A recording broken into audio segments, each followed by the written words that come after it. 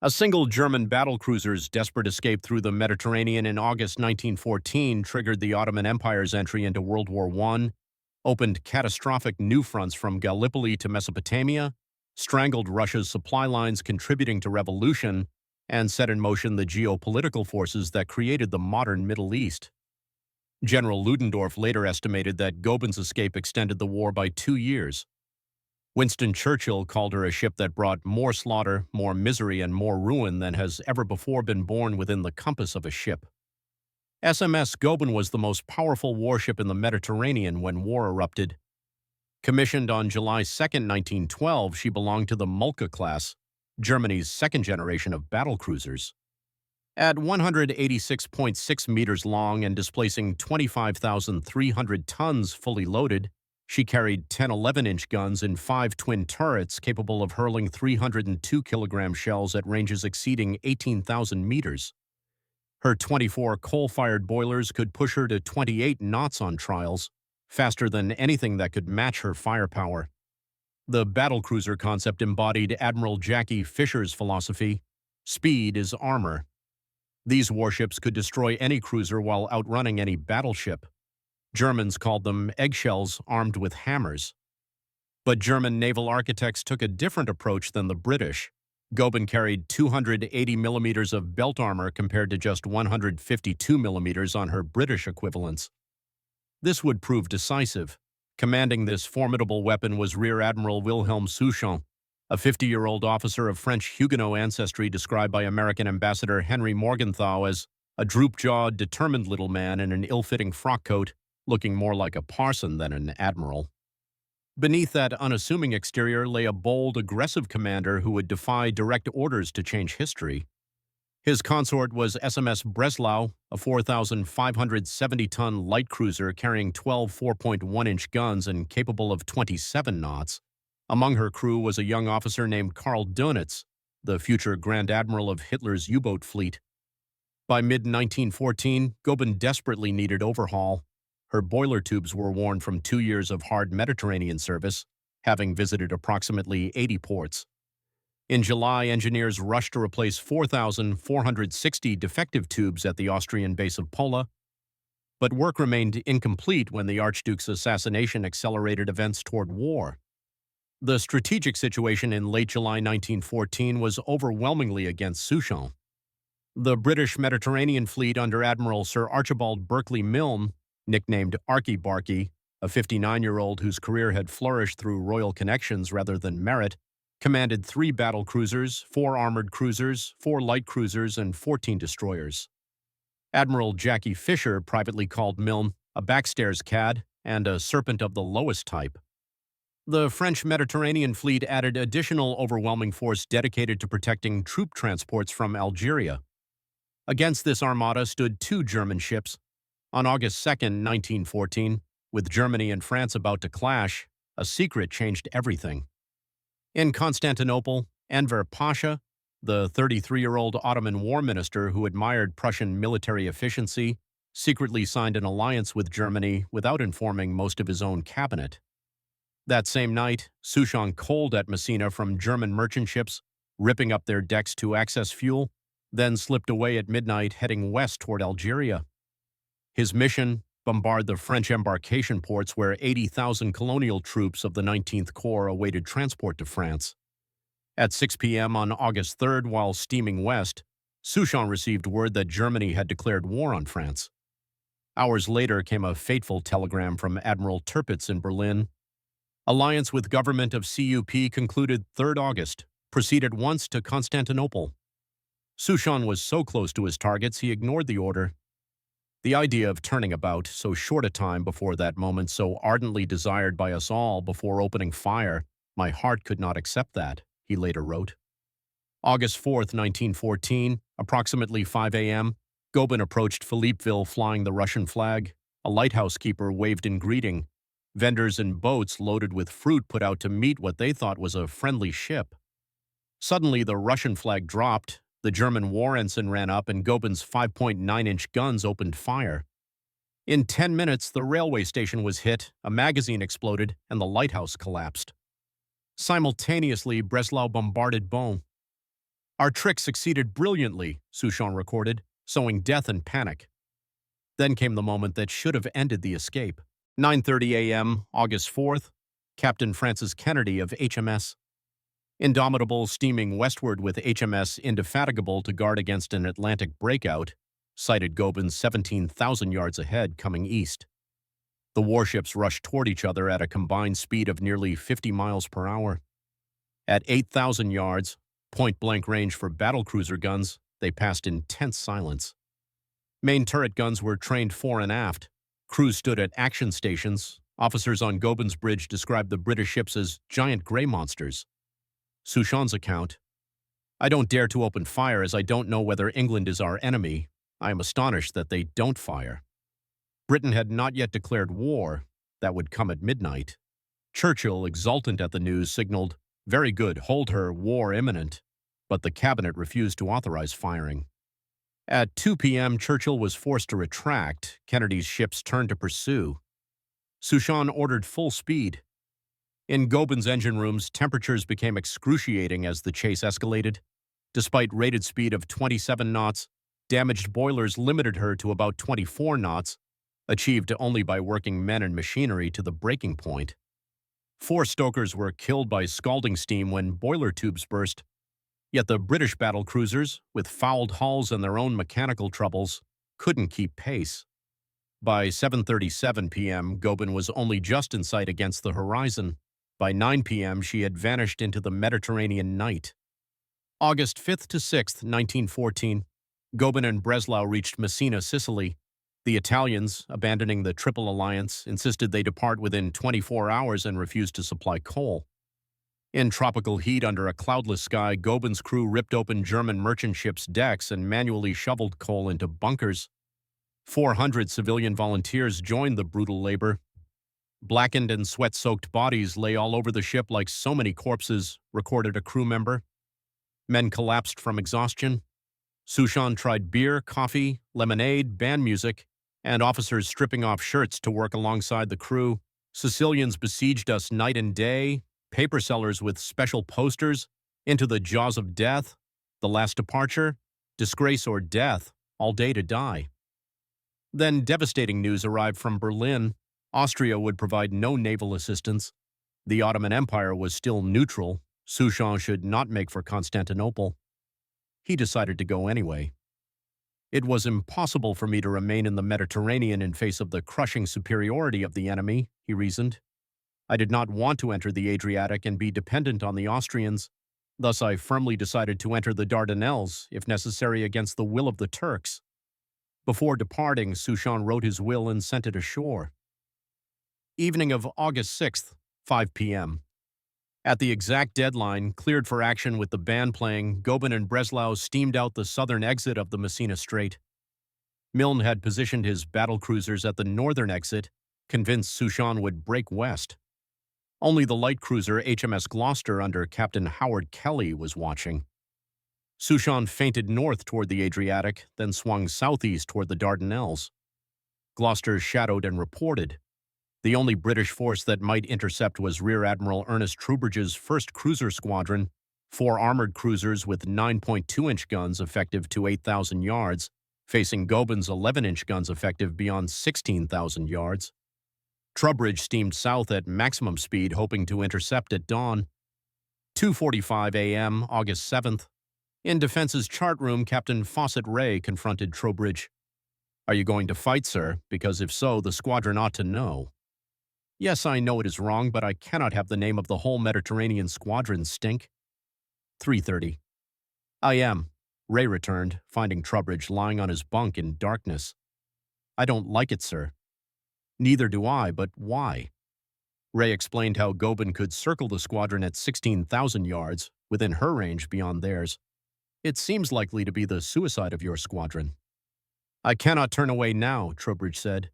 "Think of my pride." "Has your pride got anything to do with this, sir? It is your country's welfare which is at stake." 4 a.m. Troubridge called off the interception. Ray returned. "Admiral, that's the bravest thing you have done in your life." I think he was in tears. Captain Howard Kelly in HMS Gloucester continued alone. his two 6-inch and 10 4-inch guns against Goeben's 10 11-inch guns. One German salvo could destroy him. 1:35 p.m., August 7th.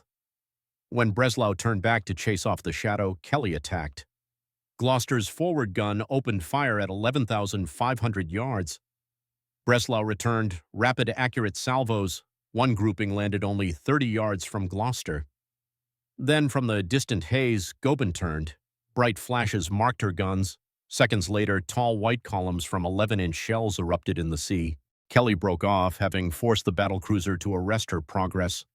Goeben couldn't afford to spend coal chasing a light cruiser. Kelly hit Breslau once at the waterline, then resumed shadowing until his coal was exhausted at Cape Matapan. Of all British commanders, only Howard Kelly emerged with reputation enhanced. Meanwhile, Milne received an erroneous admiralty signal: commence hostilities at once against Austria. He turned north to guard the Adriatic. War with Austria wouldn't actually come for 4 more days. The mistake was sent by an overeager admiralty clerk who found a draft contingency message and, wishing to be helpful, sent it off. By the time it was corrected, nearly 24 hours had been lost. August 8th to 9th, Goeben and Breslau slipped into a deserted bay at Denusa, a remote Aegean island. In stifling heat reflecting from sheer rock walls, exhausted crews coaled by candlelight to avoid detection.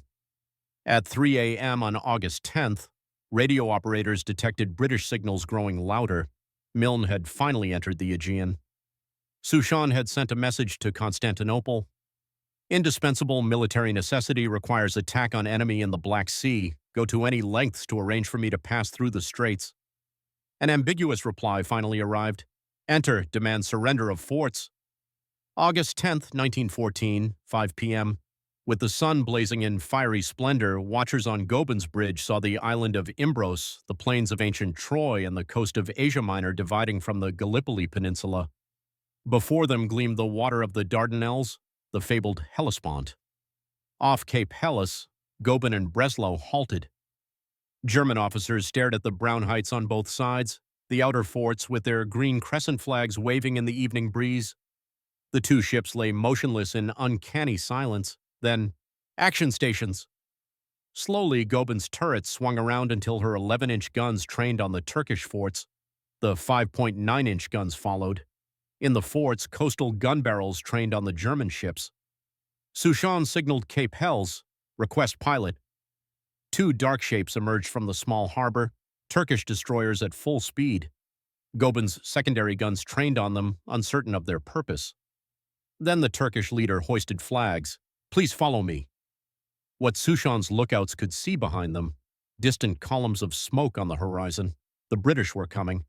Enver Pasha had ordered, they are to allow them to enter. Asked whether pursuing British ships should be fired on, Enver paused. Yes. Goeben and Breslau moved through the narrows past villages, vineyards, and ancient fortifications. At twilight, they anchored peacefully. That night, Suchan learned a British warship had appeared at the Dardanelles entrance and been refused entry. Days earlier, Winston Churchill had requisitioned 2 Ottoman battleships completing in British shipyards, Sultan Osman Force and Reshadiye, paid for by Turkish public subscription. Turkish crews were waiting to board the vessel when she was seized right under their noses. Churchill ordered that any Ottoman attempt to depart with the ships was to be resisted with deadly force if necessary. No compensation was offered. The humiliation caused a wave of anti-British fury across the Ottoman Empire. Goeben and Breslau's arrival was presented as divine compensation. August 16, 1914, a solemn ceremony off the Golden Horn. The ships anchored at Haidar Pasha Roads, fresh white paint gleaming in the morning sun. Naval Minister Cemal Pasha came aboard. In a formal ceremony, both warships were received into the Ottoman Navy for a nominal 13.5 million marks, a fictitious sale explicitly requested by Grand Vizier Said Halim Pasha. The theatrical climax: German sailors removed their imperial caps and donned crimson Turkish fezzes. Over 1,000 German personnel saluted as the red Ottoman flag with crescent replaced the Prussian jack. SMS Goeben became Yavuz Sultan Selim. SMS Breslau became Medili. The reality behind the theater: Both ships remained German possessions, retained German crews, and stayed under Suchan's operational command. The crews wore fezzes on ceremonial occasions, but remained German in every practical sense. On September 23, 1914, Suchan was formally appointed Commander-in-Chief of the Ottoman Navy. A British light cruiser sent to investigate was turned away from the Dardanelles after being informed that Goeben and Breslau were now Ottoman ships. The Sultan, one observer noted, no doubt suppressed an outright laugh when the British ambassador filed a formal protest. The Ottoman cabinet was divided. Grand Vizier said Halim Pasha opposed war. Finance Minister Kavid Bey warned, even if we win, we shall be utterly ruined. But Enver Pasha had already decided. October 22, 1914, Enver covertly presented plans to German Ambassador Wangenheim for bringing Turkey into war. The Germans approved attacking Russian naval forces. October 29, 1914, 2 a.m. Without full cabinet authorization, Suchan's Ottoman squadron sortied from the Bosphorus. His stated purpose, to force the Ottoman Empire, even against their will, to spread the war to the Black Sea against their ancient enemy, Russia. At Odessa, Midili sank the Russian mine layer Donets. At 6:30 a.m., Yavuz opened fire on Sevastopol, Russia's main Black Sea naval base, firing approximately 50 shells at port facilities. Russian shore batteries returned fire. Yavuz sustained 3 hits. Ports at Feodosia and Novorossiysk were also attacked. Suchan wrote to his wife, I have thrown the Turks into the powder keg and kindled war between Russia and Turkey. American Ambassador Morgenthau recorded, there is no doubt that when Admiral Suchan bombarded Odessa, only Talaat and Enver of the cabinet knew what was going to happen. November 1, 1914, Russia declared war on the Ottoman Empire. November 5, 1914, Britain and France followed. November 14, 1914, Sultan Mehmed Vav, personally opposed to war but powerless, declared jihad against the Entente, the last genuine proclamation of holy war by a caliph. Ottoman entry into World War I opened catastrophic new theaters that consumed Allied resources and extended the war's duration. The Gallipoli campaign of 1915 to 1916, the direct consequence of the Dardanelles closure, was Allied determination to force them open, supply Russia, and knock Turkey out of the war. The naval attack began February 19, 1915. The landings came April 25th. Over the following 8 months, 500,000-plus casualties were inflicted on both sides. The Allies evacuated in January 1916, a complete failure that launched Mustafa Kemal Ataturk's career as a national hero. Yavuz herself sortied on the landing day, April 25th, attempting to bombard Allied troops before being driven off by HMS Queen Elizabeth's 15-inch guns. The Mesopotamian campaign, British invasion of Ottoman Iraq, led to disaster at Kut in 1916. An entire British force surrendered before eventual capture of Baghdad in 1917. The Caucasus Front, Enver Pasha's winter offensive cost an estimated 300,000 Ottoman casualties. Fighting continued until Russian collapse. Palestine and Suez, Ottoman raids on the Suez Canal failed, leading to a prolonged campaign culminating in General Allenby's capture of Jerusalem in 1917 and Damascus in 1918. The strangulation of Russia. Before the war, 90% of Russian wheat exports shipped from Black Sea ports. With the Baltic blocked by German forces and the Dardanelles closed by Ottoman Turkey, Russia was virtually cut off from Allied supply.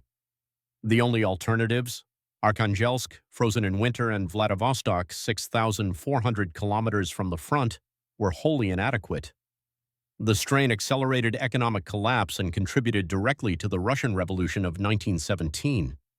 Barbara Tuchman wrote, the cutting off of Russia with all its consequences, the vain and sanguinary tragedy of Gallipoli, the diversion of Allied strength in the campaigns of Mesopotamia, Suez, and Palestine, the ultimate breakup of the Ottoman Empire, the subsequent history of the Middle East followed from the voyage of the Goeben. General Erich Ludendorff later estimated that Goeben's escape prolonged WWI by 2 years, a figure widely cited in historical literature. The reasoning, Ottoman entry tied down massive Allied resources across multiple fronts while strangling Russian supply lines. The 36,000 Turkish troops freed from Gallipoli alone were transferred to fight the British in Mesopotamia. This assessment, while difficult to verify precisely, reflects the strategic reality that the Central Powers, outnumbered and increasingly blockaded, gained critical breathing space through the diversion of Allied strength.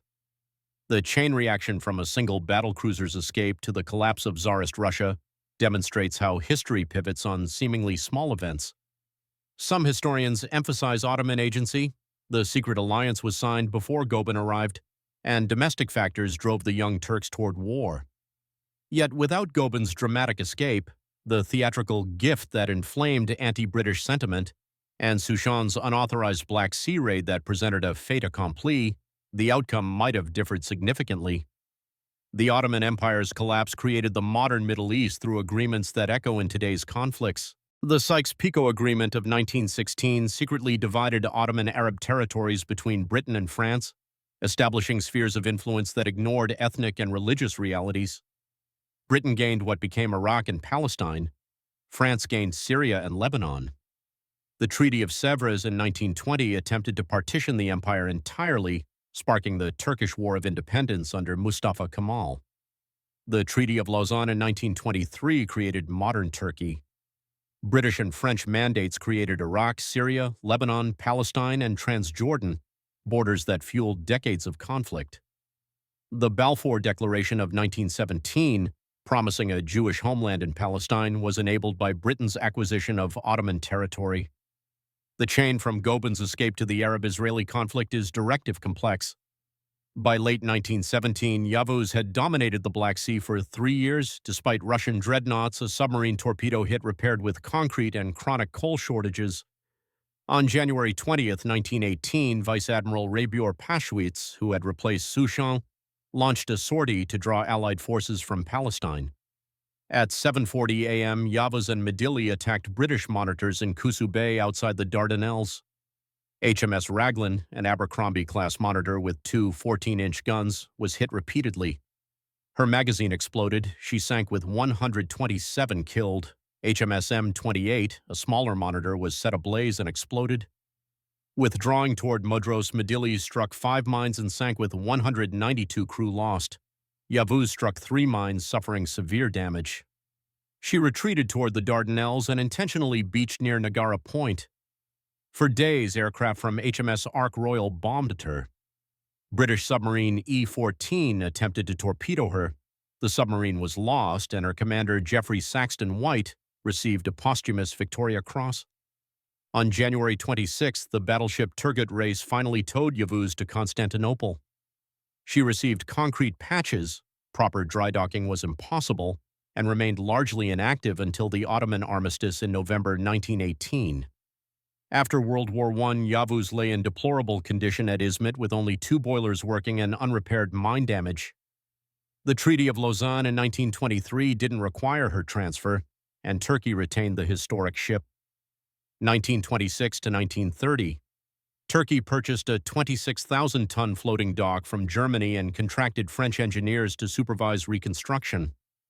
The refit restored Yavuz to operational condition. Speed trials in 1930 reached 27.1 knots, remarkable for a ship approaching her 20th year. She served as flagship of the Turkish Navy throughout the interwar period. In November 1938, she carried the remains of Mustafa Kemal Ataturk from Istanbul to Izmit, the founder of modern Turkey, transported by the ship that had helped create the circumstances for the empire's collapse and national rebirth. Renamed TCG Yavuz in 1936, she remained in service through World War II, Turkey stayed neutral, and greeted USS Missouri during its 1946 visit to Istanbul. She was decommissioned December 20, 1950, after 38 years of active service, the longest-serving dreadnought-type capital ship in any navy. In 1963, Turkey offered Yavuz to West Germany as a potential museum ship, the last surviving vessel built by the Imperial German Navy. Germany declined, citing financial priorities. June 7, 1973, Yavuz was towed to the scrapyard. By February 1976, the hull was completely broken up. Admiral Milne was recalled from the Mediterranean and never held another command. Though formally cleared by a court of inquiry, his career was finished. Jackie Fisher wrote, "Personally, I should have shot Sir Berkeley Milne. Admiral Troubridge was court-martialed aboard HMS Bulwark in November 1914, charged with failing to pursue Goeben. He was acquitted on grounds that his orders forbade engaging a superior force, but never received another sea command. First Sea Lord Prince Louis of Battenberg called him a danger to the state. Captain Fawcett Ray was virtually ostracized in the Royal Navy, silently labeled a coward for advising against the engagement. Yet at the Battle of Jutland on May 31, 1916, 4 ships that had pursued Goeben were destroyed by heavy German shells: HMS Indefatigable, the battlecruiser that had chased Goeben, HMS Defense, HMS Black Prince, and HMS Warrior, all blown up or sunk. The carnage vindicated Troubridge's fear that armored cruisers could not stand against battlecruiser guns. Admiral Souchon received Germany's highest military honor, the Pour le Mérite, and later commanded the 4th Battleship Squadron. He survived the war, avoided Nazi politics, and died peacefully in Bremen in 1946, aged 81. Captain Howard Kelly, the only British commander to emerge with reputation enhanced, was made a Companion of the Bath. German side: Admiral Wilhelm Souchon, bold, defiant Mediterranean Division commander. Admiral Alfred von Tirpitz ordered the Constantinople mission.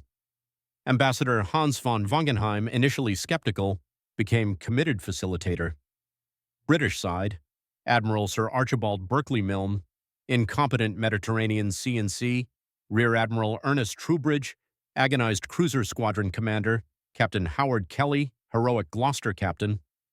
Winston Churchill, First Lord of the Admiralty, ordered requisition of Turkish dreadnoughts.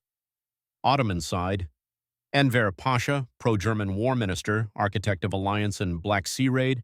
Talaat Pasha, interior minister, initially favored Entente. Jamal Pasha, navy minister, appointed Souchon.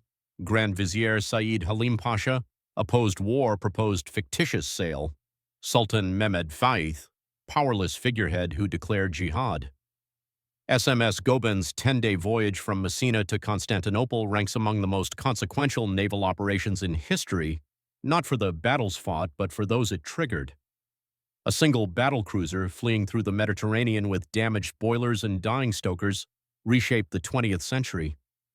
Her escape brought the Ottoman Empire into World War I, opened fronts that consumed millions of lives, strangled Russia into revolution, inspired the Sykes-Picot carve-up that created the modern Middle East, and extended the war by what Ludendorff estimated was 2 years. The dramatic elements are extraordinary. The silent encounter when British and German battlecruisers passed at point-blank range, unable to fire. Troubridge's 3:30 a.m. agonized choice between honor and slaughter.